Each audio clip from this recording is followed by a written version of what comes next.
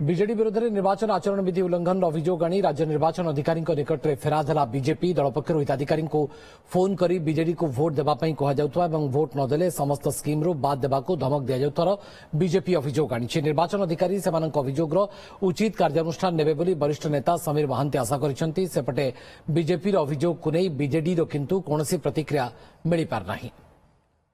तो free and fair निर्वाचन पे निर्वाचन अधिकारी को आम जनईचु एवं जेकोसी जदि एक्शन न नौ आम से कथा को पुणी आगामी दिन में आम अनुरोध करूँ आपण जी कम्प्लेन आपण पाखे आम देलुणी तार निर्यास कौन जदि भोटर ये डरा धमकाण करा जदि अधिकारी मानकर क्षमता को संकुचित करा एवं तांको पाखरे प्रेसर करके काम हासिल करा ये तो अबाध निरूपक हो पार तेणु आम दाबी जनईचु आर आशा रखीचु मुख्य निर्वाचन अधिकारी कौन एक्शन नौ आम ए विषय पुणी आगामी दिन में आमर कार्यानुष्ठान निष्पत्ति नबू।